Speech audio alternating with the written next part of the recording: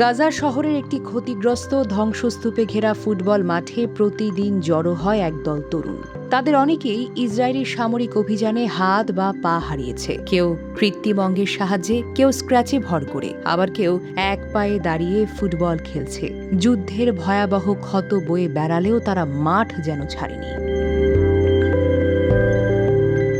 বিশ্ব যখন ২০২৬ সালের ফুটবল বিশ্বকাপের প্রস্তুতি উত্তেজনায় মগ্ন, তখন গাজার এসব তরুণ ফুটবলকে বেছে নিয়েছে বেঁচে থাকার শক্তি হিসেবে। তাদের জন্য ফুটবল শুধু একটা খেলা নয়, বরং মানসিক পুনর্বাসন, সামাজিক সংযোগ এবং যুদ্ধের ট্রমা কাটিয়ে ওঠার একটি গুরুত্বপূর্ণ মাধ্যম। স্থানীয় স্বেচ্ছাসেবী সংগঠন ও পুনর্বাসন কর্মসূচির সহযোগিতায় নিয়মিত অনুশীলনের ব্যবস্থা করা হচ্ছে। মনোবিদ ও সমাজকর্মীরা এই কার্যক্রমে যুক্ত রয়েছেন, যাতে যুদ্ধাহত তরুণরা হতাশা ও মানসিক চাপ মোকাবেলা করতে পারে। অংশগ্রহণকারীদের অনেকেই জানান, মাঠে নামলে তারা কিছু সময়ের জন্য হলেও যুদ্ধ, ধ্বংস এবং প্রিয়জন হারানোর স্মৃতি ভুলে থাকতে পারে।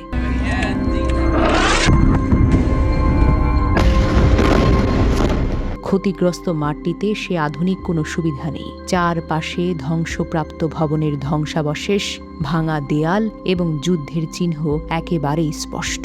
তবুও প্রতিটি গোল, প্রতিটি পাস, প্রতিটি হাসি যেন নতুন করে বেঁচে থাকার বার্তা দেয়।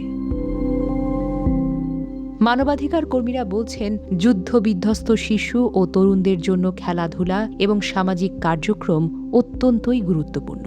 এগুলো তাদের আত্মবিশ্বাস ফিরিয়ে আনতে, মানসিক সুস্থতা বজায় রাখতে এবং ভবিষ্যৎ নিয়ে আশাবাদী হতে সহায়তা করতে পারে। গাজার এই তরুণদের গল্প বিশ্বকে স্মরণ করিয়ে দেয় যে যুদ্ধ মানুষের শরীরকে ক্ষতবিক্ষত করতে পারে, কিন্তু তাদের স্বপ্ন, সাহস ও জীবনের প্রতি ভালোবাসাকে সহজে পরাজিত করতে পারে না।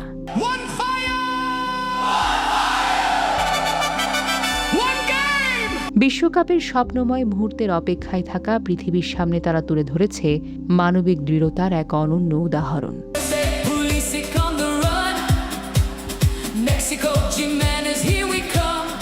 Desk report, recap news.